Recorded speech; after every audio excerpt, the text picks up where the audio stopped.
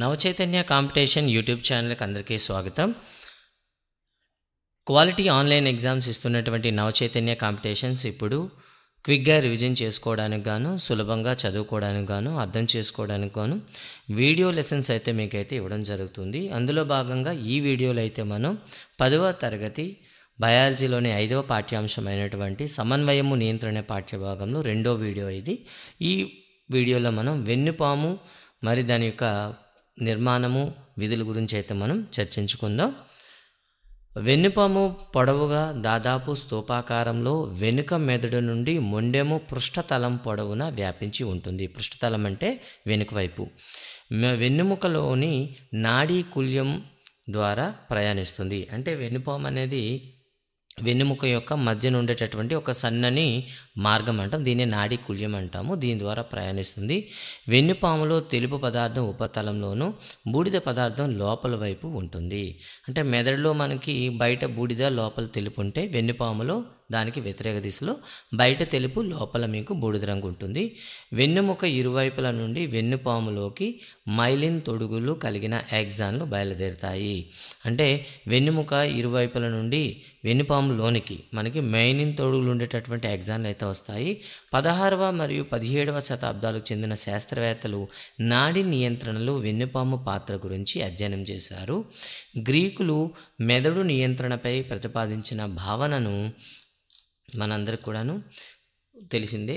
కొన్ని జంతువులలో మెదడును తొలగించినప్పటికీ ఉద్దీపనలకు ప్రతిస్పందనలు చూపించడాన్ని గుర్తించారు. అంటే గ్రీకుల అభిప్రాయం పడినట్టే మెదడు ఒకటే శరీరాన్ని నియంత్రిస్తుందనే దానికి వీళ్ళు మరొకాస్త పరిశోధన చేయడం జరిగింది. అంటే మెదడును తీసేసేటప్పుడు కూడాను శరీర భాగాలు ప్రతిస్పందించడం గమనించారు. ఇందులో లియోనార్డో డావిన్సీ, స్టీఫెన్ హెల్స్ వీరిద్దరూ కప్పలో మెదడును తొలగించిన అది బ్రతికి ఉండడం గమనించారు. అదేవిధంగా చర్మాన్ని గుచ్చినప్పుడు కప్ప కండరాల చలనాన్ని గుర్తించారు. అంటే మెదడు ఉంటేనే శరీరం మనకి ప్రతిస్పందిస్తుందనే దానికి విరుద్ధంగా వీళ్ళ యొక్క ఫలితాలు అయితే రావడం జరిగింది. అంటే కప్ప వెన్నుపాములో సూదిని నిలువున గుచ్చడం వల్ల కప్పలో వెన్నుపాము పనిచేయలేకపోవడం వల్ల కప్ప చనిపోవడాన్ని వీరిద్దరూ గమనించారు. అదే మెదడును తీసేస్తే కప్ప బతికే ఉంది, కానీ వెన్నుపామును గుచ్చడం వల్ల వెంటనే ఏమైంది, కప్ప చనిపోవడం వీళ్ళు గమనించారు.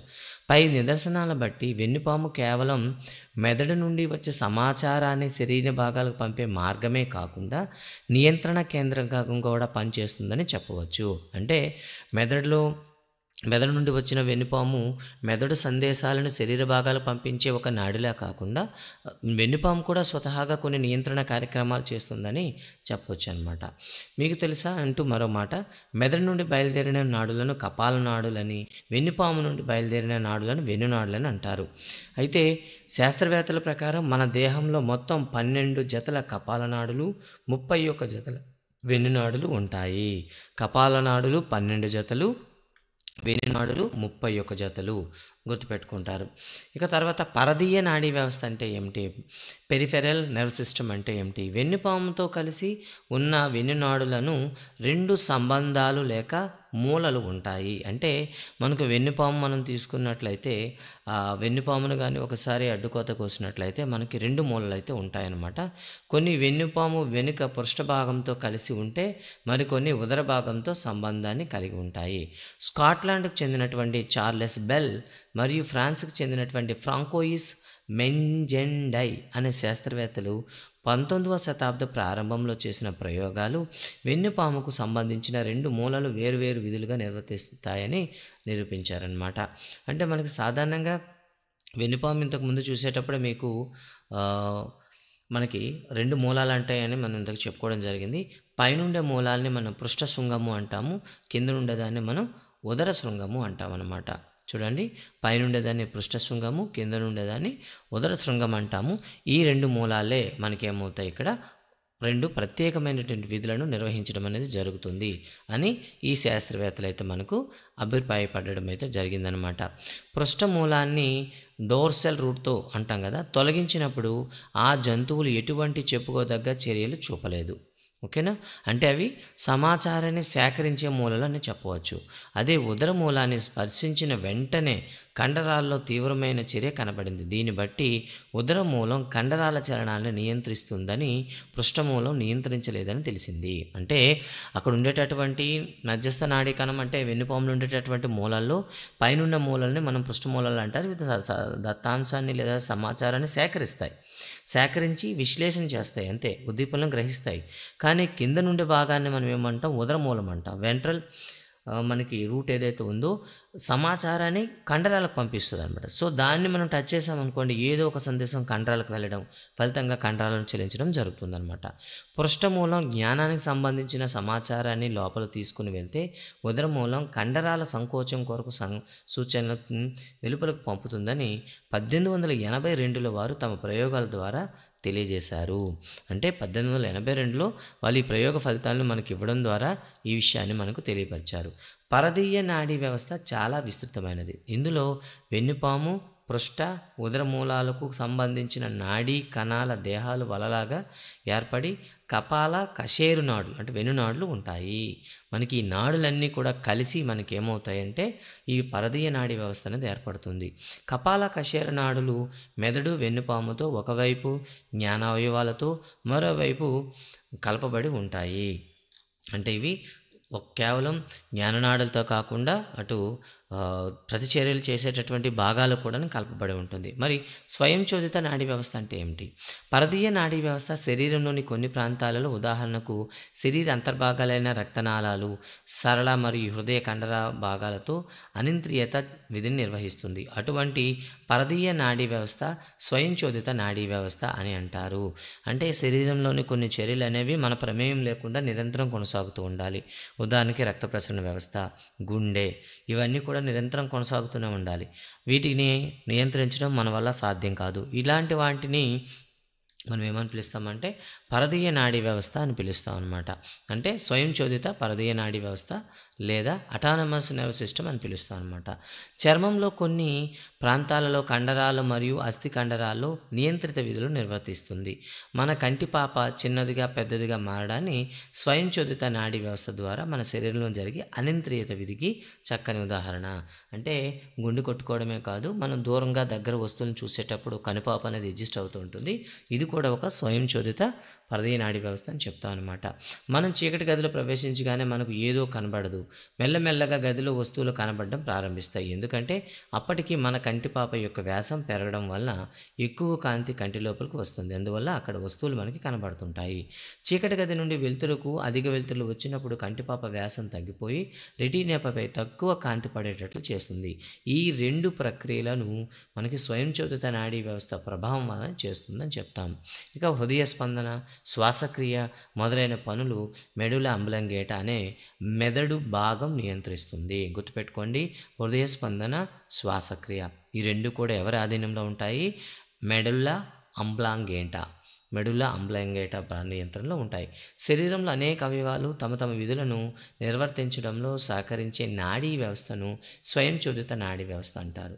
సాధారణంగా మెడుల్లా అంబ్లాంగేటా మరియు స్వయంచోదిత నాడీ వ్యవస్థ రెండింటి సమన్వయంతో అనియంత్రిత చర్యలన్నీ జరుగుతుంటాయి. అంటే మన శరీరంలో ఉండేటటువంటి అన్ని అనియంత్రిత చర్యలు కూడాను మెడుల్లా అంబ్లాంగేటా మరియు స్వయంచోదిత నాడీ వ్యవస్థ ఆధీనంలో ఉంటాయి. వెన్నెముకకు దగ్గరగా ఉన్న గాంగ్లియన్స్ నుండి ఏర్పడిన నాడులు ఏ ఏ శరీర అవయవాలకు వెళ్తాయి అని ఒక క్వశ్చన్ అయితే వేయడం జరిగింది. వెన్నెముకకు దగ్గరగా ఉన్న గాంగ్లియన్లు నాడుల ద్వారా వెన్నుపాముతో కలపబడి ఉంటాయి. వెన్నుముకకు ఇరువైపులా ఉన్న నాడీ సంబంధాలు మరియు సంబంధిత నాడులతో కలిసి సహానుభూత నాడీ వ్యవస్థ ఏర్పడుతుంది. అంటే వెన్నుపాముకు ఉండేటటువంటి నాడుల సహాయంతో సహానుభూత నాడీ వ్యవస్థ ఏర్పడుతుంది. మెదడులోని గాంగ్లియన్లు మరియు వెన్నుపాము యొక్క చివరి భాగం నుండి ఏర్పడిన నాడులతో సహానుభూత పరనాడీ వ్యవస్థ ఏర్పడుతుంది. ఈ రెండు నాడీ వ్యవస్థలు కలిపి ఏర్పడేదే స్వయంచోదిత నాడీ వ్యవస్థ. ఇది పరదీయ నాడీ వ్యవస్థలో భాగంగానే పరిగణిస్తాము. అంటే మెదడులోని గాంగ్లియన్స్ ఉంటాయి కదండి, వాటిని వెన్నుపాము యొక్క చివరి భాగాలతో కలపబడి సహానుభూత పరనాడీ వ్యవస్థ అనేది ఏర్పడుతుంది. ఈ ఏదైతే మనం సహానుభూత పరనాడీ వ్యవస్థ అంటున్నామో, సహానుభూతి మనకి సహానుభూత పరనాడీ వ్యవస్థ, అదేవిధంగా స్వయంచోదిత నాడీ వ్యవస్థలు రెండూ కలిపి మనం ఏమంటాం పరదీయ నాడీ వ్యవస్థలోని భాగాలుగా చెప్తాం అనమాట. మన శరీరంలో అనేక విధులు నాడుల ద్వారా నియంత్రించబడితే మరికొన్ని ఇతర విధులు నియంత్రించబడతాయి. అంటే మరికొన్ని చూడండి ఒకసారి, మన శరీరంలో అనేక విధులు నాడుల ద్వారా నియంత్రించబడితే మరికొన్ని ఇతర విధాలుగా నియంత్రించబడుతుంటాయి, కేవలం నాడుల వల్ల కాకుండానే. మీరు డయాబెటిక్ అంటే చక్కెర వ్యాధితో బాధపడు వ్యక్తుల గురించి తెలిసే ఉంటుంది. రక్తంలో చక్కెర శాతం పెరిగినప్పుడు వారు విధిగా మాత్రలు కానీ ఇంజెక్షన్లు కానీ తీసుకోవాల్సి ఉంటుంది. అంటే ఇన్సులిన్ గురించి మనకు ఎలా తెలిసింది? దీనివల్ల మన శరీరంలో నాడుల ద్వారా కాకుండా మరో విధంగా కూడా కొన్ని విధులు నియంత్రించబడతాయో తెలుస్తుంది. అంటే కేంద్రీయ నాడీ వ్యవస్థ మరియు పరదీయ నాడీ వ్యవస్థ రెండూ కూడాను మనకి శరీరాన్ని నియంత్రించడంలో భాగంగా ఉంటాయి. ఇవి కాకుండా మన శరీరంలో జీర్ణనాళంలో ఒక ప్రత్యేకమైనటువంటి నాడీ వ్యవస్థ ఉందని, అది కేంద్రీయ లేదా పరదీయ నాడీ వ్యవస్థతో సంబంధం లేకుండా స్వతంత్రంగా పనిచేస్తుందని, దీనిని రెండవ మెదడు లేదా జీర్ణ నాడీ వ్యవస్థ అని పేరు పెట్టారు. అంటే మానవ శరీరంలో మరొక కొత్త నాడీ వ్యవస్థ అయితే వీళ్ళు కనుగొనడం జరిగింది. ఇక నాడీ వ్యవస్థ సంబంధం లేని సమన్వయాన్ని మనం ఏమంటాం? రసాయనిక సమన్వయం అంటాము. ఇక్కడ మనకి హార్మోన్లు అయితే వస్తాయన్నమాట. జర్మనీలో ఫ్రీబర్గ్ విశ్వవిద్యాలయానికి చెందిన పాల్ లంగర్హన్స్ అనే వ్యాధి నిర్ధారణ శాస్త్ర ప్రొఫెసర్ 1868లో క్లోమగ్రంథి నిర్మాణం పైన పరిశోధన చేసినప్పుడు అందులో సాధారణ కణాలు కంటే కొన్ని భిన్నమైన రంగు మరియు రక్తనాళాలు కలిగిన కణాలను గమనించాడు. అంటే ఎక్కడైతే క్లోమగ్రంథిని చూసేటప్పుడు క్లోమగ్రంథి నుండి కొన్ని నాళ సహిత గ్రంథులు ఉన్నాయి, కొన్ని నాళాలు లేనటువంటి గ్రంథులు కూడా ఉన్నాయన్నమాట. మరి నాళ సహితంగా ఉండే గ్రంథులను మనం క్లోమగ్రంథి అంటే నాళాలు లేకుండా నేరుగా రక్తనాళాలతో కలిగినటువంటి కనుసంధానించినటువంటి కొన్ని సమూహాలు అయితే కనుగొన్నాడు. వీటిని ఏమని పిలిచాలంటే ఐసోలేట్స్ ఆఫ్ లాంగర్హాన్స్. ఇక్కడ ఐసోలేట్ అంటే దీవి అని అర్థం. వీటిని మనం లాంగర్హాన్స్ పుటికలు అని పేరు పెట్టారనమాట. కానీ అవి ఏ విధులు నిర్వర్తిస్తాయో వారికి తెలియదు, ఆయన పేరు అయితే పెట్టడం జరిగింది. చాలామంది వీటి విధులు తెలుసుకోవడానికి ప్రయోగాలు చేశారు. ఈ ప్రయోగాలలో పరిశీలించబడుతున్న జంతువు క్లోమగ్రంథి నుండి ఈ భాగాన్ని తీసివేసినప్పుడు డయాబెటిక్తో బాధపడే మనిషి యొక్క లక్షణాలు బయటపడ్డాయి. అంటే రక్తంలో మూత్రం ఎక్కువగా ఉండడాన్ని వారు గమనించారు. అయితే ఆ కాలంలో నాటికి వైద్యులకు ఈ వ్యాధి ఎలా వస్తుందో తెలియదు, కానీ ఈ వ్యాధికి కారణం క్లోమం కావచ్చని శాస్త్రవేత్తలు అభిప్రాయపడ్డారు. అంటే ఒక జంతువు పైన ఈ క్లోమగ్రంథిని తీసేసినట్లయితే వెంటనే ఏమైంది? రక్తంలో ఉండే చక్కెర శాతం పెరిగిపోయింది. అంటే చక్కెరని నియంత్రించే భాగాలు ఈ లాంగర్హాన్స్ పుటికలో ఏవో ఉన్నాయని వాళ్ళు గుర్తించారు. తర్వాత దశ పరిశోధనలో ఆంత్రమూలం చిన్న ప్రేగు మొదటి భాగం నుండి బయలుదేరే క్లోమ నాళాన్ని కట్టివేయడం వల్ల క్లోమం నశిస్తుందని, కానీ లాంగర్హాన్స్ పుటికలు ఉంటాయని కనుగొన్నారు. అంటే క్లోమగ్రంథి నుండి ఆంత్రమూలానికి వెళ్ళేటటువంటి ఆంత్రమూలము నాళం ఏదైతే ఉందో క్లోమనాళం దాన్ని కట్టేసరికి ఏమైంది? ఆ ప్రసారాలన్నీ కూడా నాళంలో నిండిపడడం, తర్వాత క్లోమం అనేది నశించడం జరిగింది. కానీ లాంగర్హాన్స్ పుటికలు మాత్రం అలానే ఉన్నాయి. ఇలా చేయడం వలన జంతువుల్లో డయాబెటిక్ లక్షణాలు కనబడలేదు. దీని ఆధారంగా లాంగర్హాన్స్ పుటికలు రక్తంలోని చక్కెర శాతాన్ని సంబంధం ఉందని నిదర్శనం లభించింది. 1912 సంవత్సరంలో లాంగర్హాన్స్ పుటికలు ఒక ప్రత్యేకమైన స్రావాన్ని ఉత్పత్తి చేసి నేరుగా రక్తంలోకి స్రవిస్తాయని గుర్తించారు. దీనినే ఇన్సులిన్ అని నామకరణం చేశారు. లాటిన్ భాషలో ఇన్సులా అంటే దీవి అని అర్థం. అయితే అప్పటికీ ఇంకా ఇన్సులిన్ వేరు చేసే పద్ధతి కనుగొనలేదు. అక్కడికి 10 సంవత్సరాల తర్వాత టొరంటో, బాంటింగ్, బెస్ట్ అండ్ మెక్లాడ్ అనే నలుగురు శాస్త్రవేత్తల బృందం కుళ్ళిపోయిన జంతువుల క్లోమం నుండి ఇన్సులిన్ని వేరు చేయగలిగారు. అంటే కుళ్ళిపోయిన జంతువుల క్లోమగ్రంథి నుండి ఇన్సులిన్ని వేరు చేయగలిగారు. So Toronto, Banting, Best and Macleod క్లోమగ్రంథి లేని కుక్కలలో అంతర్శిర ఇంజెక్షన్ ద్వారా ఈ పదార్థాన్ని ఇచ్చినప్పుడు కుక్క రక్తంలో చక్కెర శాతం తగ్గిపోవడం, కుక్క ఆరోగ్యంగా జీవించడం ఉందని గమనించారు. దీన్ని బట్టి ఇన్సులిన్ అనేది చక్కెరను నియంత్రిస్తుందని వాళ్ళైతే అర్థం చేసుకున్నారు. అదేవిధంగా ప్రస్తుతం చక్కెర వ్యాధితో బాధపడే వారికి ఇన్సులిన్ను చర్మంలోకి ఇంజెక్షన్ ద్వారా ఇస్తారు. ప్రస్తుతం కూడాను ఇదే ఇన్సులిన్ ఇవ్వడం జరుగుతుంది. ఇన్సులిన్ ఒక రసాయనిక సమ్మేళనం. అది ఉత్పత్తి అయిన కణం నుండి రక్తంలోకి ప్రవేశించగానే చర్య చూపుతుంది. మరి ఇదే విధంగా శరీరంలో ఇంకా ఈ రసాయనిక సమన్వయాలు ఇంకేమైనా జరుగుతాయా?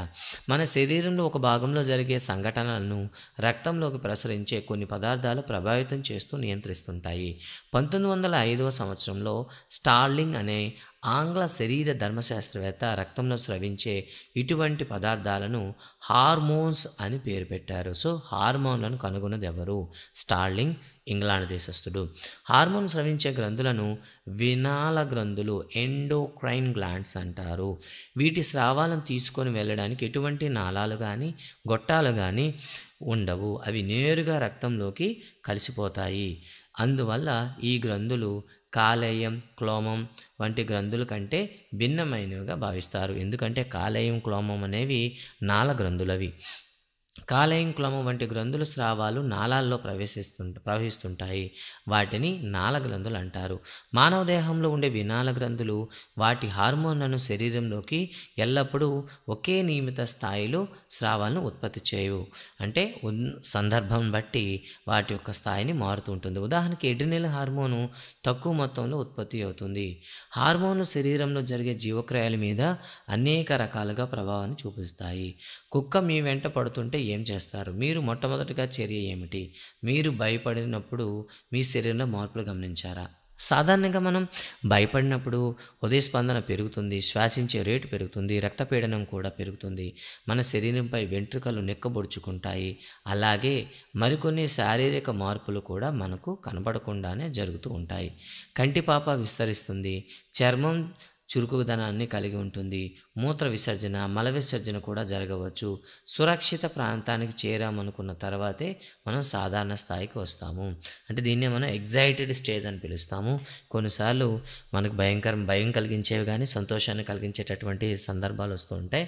అదే సమయంలో ఏమవుతుంది, మన శరీరంలో ఉండేటటువంటి హృదయ స్పందన కానీ, శ్వాస కానీ, రక్తపీడనం కానీ అన్నీ పెరుగుతూ ఉంటాయి. ఫలితంగా మనం ఏం చేస్తాం, కొన్ని సందర్భాల్లో మూత్ర విసర్జన కూడా అయిపోతుందన్నమాట. ఇవన్నీ కూడాను మనలో వచ్చేటటువంటి ఒక రకమైనటువంటి రాసాయనిక సమన్వయం అని చెప్తాం. నాడులు జ్ఞానేంద్రియాల నుండి ఉద్దీపనను కేంద్రీయ నాడీ వ్యవస్థకు అందజేసి అక్కడి నుండి కండరాలకు ఆదేశాలను ఇస్తుంది. కానీ పై సందర్భంలో నాడీ వ్యవస్థ యొక్క చర్య చాలా పరిమితమైంది. శరీరంలో ఈ మార్పులన్నింటికి ఎడ్రినలిన్ అనే వినాల గ్రంథి నుండి విడుదలయ్యే అడ్రినలిన్ అనే రసాయనిక హార్మోన్ ప్రభావితం చూపిస్తుంది. అడ్రినల్ అనే గ్లాండ్ నుండి విడుదలయ్యే అడ్రినల్ అనమాట. శరీరంలోని వివిధ చర్యలు హార్మోన్ల ద్వారా నియంత్రించబడి నాడీ వ్యవస్థతో సమన్వయం పరుస్తాయి. నాడీ వ్యవస్థ మరియు అంతఃస్రావిక గ్రంథి వ్యవస్థ కలిసి పనిచేయడం వలన నియంత్రణ, సమన్వయము సాధిస్తాము. అడ్రినల్ హార్మోనులు ఉద్వేగాలను కలుగజేసే లేదా పోరాట పలాయన హార్మోన్ అని చెప్పుకుంటాము. వినాల గ్రంథుల వ్యవస్థను అంతఃస్రావి వ్యవస్థ అని కూడా అంటారు, ఎండోక్రైన్ సిస్టమ్ అని కూడా అంటారు. ఇక మన శరీరంలో ఉండేటటువంటి ముఖ్యమైన అంతఃస్రావ గ్రంథుల గురించి మాట్లాడుకుందాం. కోపం వచ్చినప్పుడు, ఉద్వేగం కలిగినప్పుడు ఎడ్రినలిన్ హార్మోన్ రక్తంలో ఎక్కువగా విడుదలవుతుంది. కోపం ఒక స్వల్పకాలిక ప్రక్రియ. రక్తంలో అడ్రినలిన్ ఎక్కువగా విడుదలైనప్పుడు కోపం ఎక్కువ అవుతుందని మనకు తెలుసు. రక్తంలో అడ్రినల్ స్థాయి తగ్గుతున్న క్రమంలోనే కోపం కూడా తగ్గుతూ చివరికి సాధారణ స్థితికి వస్తాం. అంటే రక్తంలో అడ్రినల్ స్థాయిని పెరిగితే కోపం వంటి మానసిక స్థితులు ఏర్పడ్డాయని చెప్పవచ్చు. అయితే రక్తంలో ఎడ్రినలిన్ను ఎక్కువగా విడుదలైతే జీవక్రియలపైన ఎలాంటి ప్రభావం ఉంటుంది? అంటే రక్తంలో ఎక్కువ ఎడ్రినలిన్ రిలీజ్ అయిపోయింది అనుకోండి, ఎలాంటి ప్రాబ్లం వస్తుంది? రక్తంలో చక్కెర సాధారణ స్థాయి కంటే ఎక్కువైనప్పుడు రక్తంలో ఎక్కువగా ఇన్సులిన్ విడుదలవుతుంది. అంటే రక్తంలో చక్కెర స్థాయి పెరిగిందనుకోండి, దాన్ని గుర్తించి శరీరంలో ఎక్కువ ఇన్సులిన్ విడుదలవుతుంది. చక్కెర శాతం సాధారణ స్థాయికి వచ్చినప్పుడు ఇన్సులిన్ విడుదల తగ్గిపోతుంది. అందుకే మన శరీరంలో వినాల గ్రంథులు విడుదల చేసే హార్మోన్లు నియమిత పరిమాణంలో శరీరం తమ సాధారణ విధులు నిర్వహించడానికి అవసరమవుతాయి. అంటే శరీరంలో ఉండేటటువంటి శరీర భాగాలు సక్రమంగా పనిచేయాలంటే, అవి తమ నియంత్రణలో ఉండాలంటే ఖచ్చితంగా మనకి హార్మోన్లను స్రవిస్తాయి అన్నమాట. దీని అర్థం మన శరీరంలో హార్మోన్లు ఉత్పత్తి మరియు విడుదలను క్రమబద్ధీకరించే యంత్రాంగం ఉండాలి. మరి దీనికోసమే అంతఃస్రావీయ గ్రంథులు విడుదల చేసే హార్మోన్ల పరిమాణము మరియు సమయం మన శరీరంలో అంతర్గతంగా నిర్మితమైన పునశ్చరణ యాంత్రిక ఫీడ్బ్యాక్ మెకానిజం అనేది నియంత్రిస్తూ ఉంటుంది. సో మన బాడీలో ఉంటుందన్నమాట. ఇక నాడీ వ్యవస్థ కానీ అంతఃస్రావ వ్యవస్థ కానీ ఏది విడివిడిగా పనిచేయవు, రెండూ కలిసి సమన్వయంతో నియంత్రణ క్రియలో పాల్గొంటాయి అనేది మనకైతే చెప్పడం జరిగింది. ఇక మన శరీరంలో ఉండే ముఖ్యమైన గ్రంథులు, వాటి విధి విధానాలు ఒకసారి చూద్దాం. మొదటిది పీయూష గ్రంథి అండి. ఇది మెదడు అడుగు భాగంలో ఉంటుంది. ఇది ఖచ్చితంగా 1 మార్క్ వచ్చేటటువంటి ప్రదేశం. మీరు ఏ పోటీ పరీక్షలు చదివినా కూడా ఇది అవసరం. మొదటిది సొమాటోట్రోఫిన్ అండి, ఎముకల పెరుగుదల. ఓకేనా. సో ఎముకల పెరుగుదల పెరిగితే మనిషి కూడా పెరుగుతాడు కదా. కాబట్టి పెరుగుదల హార్మోన్ అని దేని అంటారంటే సొమాటోట్రోఫిన్ అంటారు. ఇక రెండవది థైరోట్రోఫిన్, ఇది థైరాయిడ్ గ్రంథిని నియంత్రిస్తుంది. గొనాడోట్రోఫిన్, ఇది ప్రత్యుత్పత్తి అంగాలైనటువంటి ముష్కాలు మరియు స్త్రీ బీజకోశాలపైన పనిచేస్తుంది. అడ్రినో కార్టికోట్రోఫిక్ హార్మోన్, దీన్నే అడ్రినల్ క్యారెక్టర్ను ఉత్తేజపరుస్తుంది. అడ్రినల్ గ్రంథిని సరిగ్గా పనిచేయడానికి ఇది పనిచేస్తుంది అనమాట. లుటనైజింగ్ హార్మోన్, పురుషుల్లో టెస్టోస్టిరాను, స్త్రీలలో అండోత్సర్గము, కార్పస్ లూటియము అభివృద్ధి, పొజిస్ట్రాన్ స్రవించడం వంటి క్రియలను లుటనైజింగ్ హార్మోన్లు అనేవి నియంత్రిస్తాయి. ఫొలికల్ స్టిమ్యులేటింగ్, పురుషుల్లో శుక్రకణాల ఉత్పత్తి, స్త్రీలలో గ్రాఫియన్ పుటికల అభివృద్ధి, ఈస్ట్రోజన్ స్రవించడం, పాల ఉత్పత్తి మరియు స్రవించడం అనేది ఈ ఫొలికల్ స్టిమ్యులేటింగ్ హార్మోన్ అనేది నియంత్రిస్తుంది. ఇవన్నీ కూడా పీయూష గ్రంథి ఆధీనంలో ఉంటాయి. థైరాయిడ్ అండి, ఇది గొంతు దగ్గర ఉంటుంది. ఇది విడుదల చేసే థైరాక్సిన్ అనమాట. సాధారణ పెరుగుదల రేటు మరియు జీవక్రియలను నియంత్రిస్తుంది.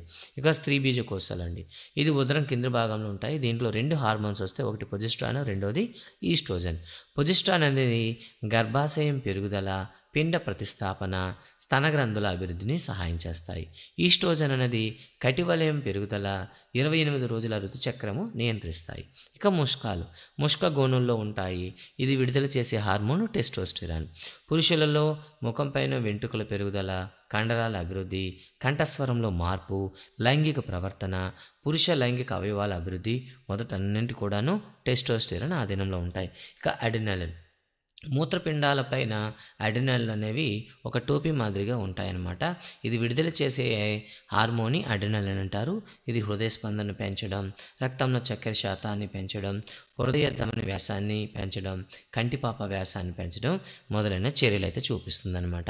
ఇవి మానవ శరీరంలోన అంతరంగా నిర్మించి బడి ఉండి వాటి యొక్క చర్యలు చూపిస్తున్న అంతఃస్రావిక గ్రంథులు. సో ఈ వీడియోలో మనం రసాయనిక సమన్వయము ఏ విధంగా జరుగుతుందనేది తెలుసుకోవడం జరిగింది. తర్వాత వీడియోలో మనం మొక్కల్లో సమన్వయం ఏ విధంగా జరుగుతుంది అనే దాని గురించి చర్చించుకుందాం. ఈ మా ప్రయత్నం మీకు ఎలా అనిపించింది? మీకు నచ్చినట్లయితే మీ స్నేహితులతో షేర్ చేయండి. అదేవిధంగా ఛానల్ని సబ్స్క్రైబ్ చేయండి. Thank you very much.